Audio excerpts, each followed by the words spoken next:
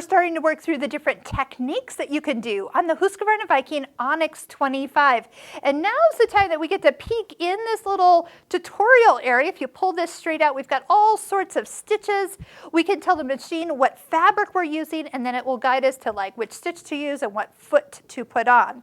So we just finished the video on how to do like an overcast and seam stitch, and we were guided to put on foot J, the overcast foot, and now we're going to do a blind hem. So I'm going to actually show you how we fold the fabric for a blind hem, which foot we're going to use, and then we're going to use the tutorial that you can reference anytime. Don't even need your manual once you kind of recognize what some of the symbols are, and then know exactly which stitch to pick and what settings to use, and a reminder that there is a foot that is designed for that technique. So just a reminder, there are two levels of this, one level and then there's a lower level that you can pull out. And on one level, there is fabric that might indicate a stretch fabric, a leather or vinyl, if you're working on something like that. Not that we would do blind hems on leather or vinyl, so yeah. Oh, that's why it's blank for the blind hem stitch. See, you didn't even need me. You just needed to look here and it says, no, you can't or shouldn't do that. You also shouldn't do a buttonhole of this style on leather or vinyl. But on that top level here, we see a symbol for kind of a woven fabric at this point. In your manual, we do have definitions of each of the techniques shown here, from a seam to an overcast and seam, a basting stitch, a blind hem, that's what we're going to come back to, a standard hem, and a buttonhole. So right here, we see that the stitch that we're looking for is this one. Now there's actually two of them on your machine. One bites to the left, the blind hem stitch, and one bites to the right, the overlock stitch. So make sure you got the one biting to the correct side. So here we are, and it's the first one in the list here. Next, it tells us to put foot D on. That is our blind hem foot. I'll show you exactly why it's designed the way it is. And then we see for tension, that's the 4 to 6, which is perfect, and then length of 2 and then width of 3 to 4. So let's just come up here. We'll actually show you what it's going to look like as we switch our stitch length to 2. And again, this is like a nice ballpark, and stitch width 3 to 4. So somewhere in there. So we can even try that a little bit, maybe on the small side, and then adjust it to the thicker side or a little wider for thicker fabric. So it just depends on what you're actually doing. The fabric I've got today is a little bit on the heavier of the woven fabrics. So let's switch out our feet, taking off the previous foot, the overcasting foot, and put on our blind hem. So a blind hem foot is actually got two levels. I'll show you on the back side here. There's kind of a high and a low side. So if you actually see how we fold our fabric, on one side of the fabric we're stitching on is kind of going to be on 1 layer, and the other side is going to be on 3 layers. So it's actually going to be higher. So that's why the foot is kind of like by level, so it can stay nice and sturdy. And then we also have something to guide down and keep the stitch super straight for the result we're after. Okay, so here's how a blind hem folds your fabric, okay? Start with your hem. That would be the final hem that you're working with.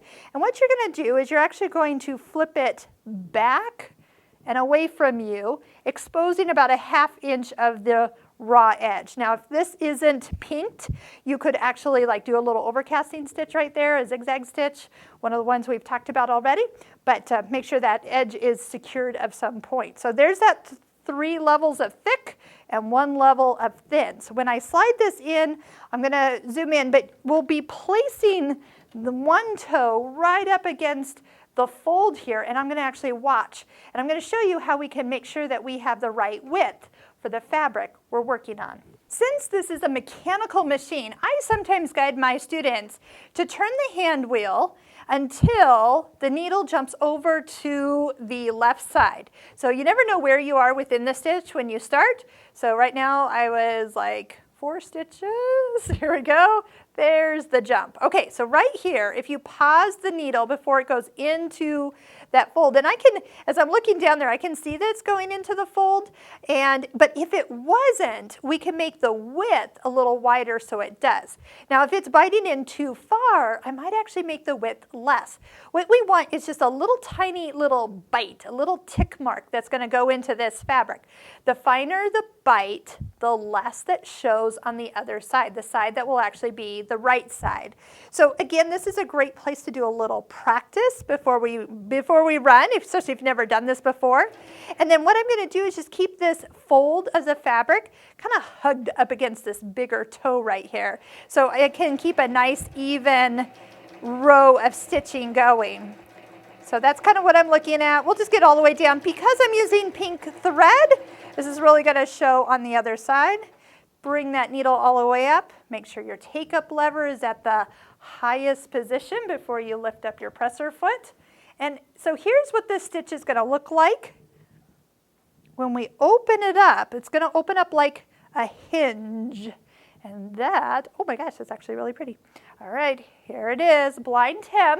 So your goal is that these stitches are consistent in size. And of course, you'd be using matching thread. So it will definitely just be, well, you won't even see it. That's why they call it a blind hem.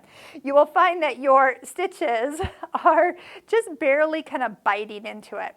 And that's what we call a blind hem. Now, on our little tutorial, our kind of built-in sewing advisor, let's go back and look at the option for a blind hem on a stretchy fabric. So something on knit fabric, or even like a polar fleece, or something that you might be stitching that's thicker or stretchier.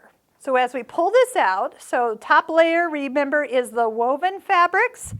Bottom layer is the fabrics that are for stretch. And as we come down here to the blind hem row, we see a slightly different stitch. So instead of straight stitches in between the bite, we have kind of a little mini zigzag.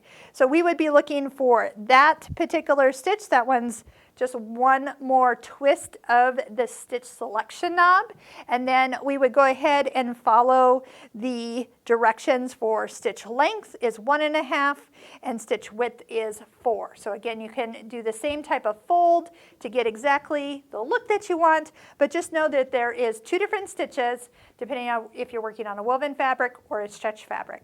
So I hope you'll check out all of our free video tutorials that we've been doing on this beautiful Husqvarna Viking Onyx 25 sewing machine.